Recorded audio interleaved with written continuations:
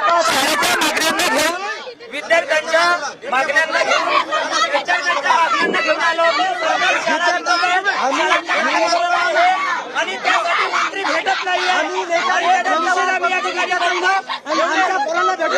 झाले दिवसभरापासून आम्ही इथं मंत्र्याचा वाट बघून राहिलो. मंत्र्याला आम्हाला आम्ही या मुख्यमंत्र्याला निषेध करतो.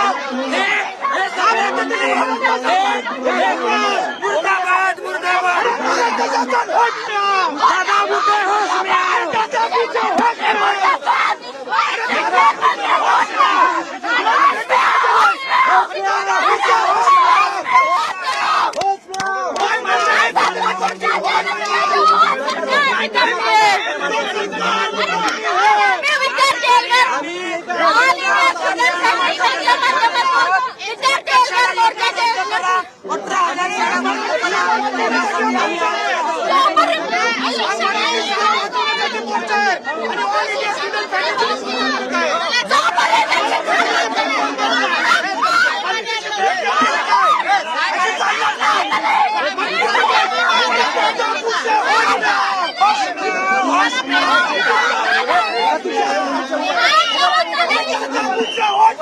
दलाली करणाऱ्या लोकांना भेटायचं नाही.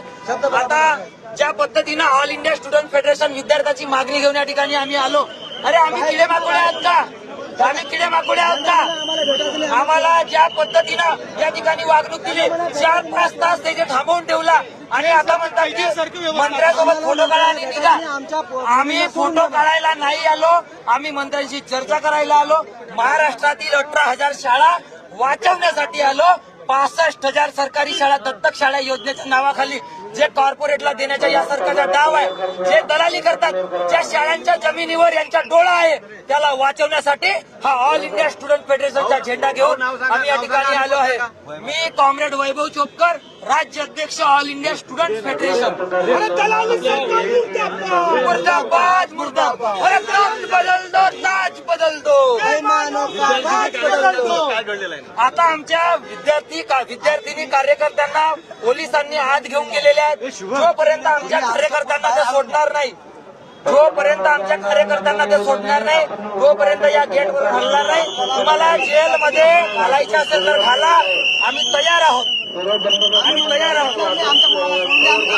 ज्या पद्धतीने आमचा अपमान झाला, ज्या पद्धतीने या ठिकाणी करण्यात आला, ते आम्ही सहन करणार नाही. आणि ये देखो, ये सरकार हमसे डरती है, पुलिस आगे करती है.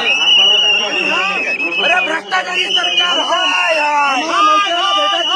मंत्र्यांनी नाही का संपूर्ण महाराष्ट्रातील विद्यार्थ्यांचा अपमान केलाय. 3 घंटे थांबून आम्हाला ठेवलाय. आमच्या मुलींना वोटान करतात. आम्ही संविधानिक मार्गाने आंदोलन केलं होतं. या ठिकाणी मोर्चाच्या ठिकाणी खूप प्रेमाने हे लोक वागतात आणि इथे एकदम. आणि ही जी सरकार आहे ही हिटलरचा आदर्श घेणारी सरकार आहे. आम्ही भगतसिंगाचा आदर्श घेणारे आहोत. तेव्हा मला सांगायचं आहे की तुम्ही कितीही प्रयत्न केला आमचा आवाज दाबण्याचा, तरी सुद्धा आम्ही तोपर्यंत आपल्या शेवटच्या श्वासापर्यंत लढत राहू. या महाराष्ट्राच्या पुरोगामी महाराष्ट्राच्या, ज्या महाराष्ट्र राज्यामध्ये फुले शाहू आंबेडकरांची शिक्षणासाठी चळवळ चालली, त्याच महाराष्ट्राच्या मातीमध्ये शिक्षणाच्या राख रांगोळी सरकार करणाऱ्या सरकारची सुद्धा आम्ही राख रांगोळी केल्याशिवाय राहणार नाही. लोकशाही मार्गाने यांना हाकलून लावू. आम्हाला त्या ठिकाणी कोणीच भेटायला आलेला नाही.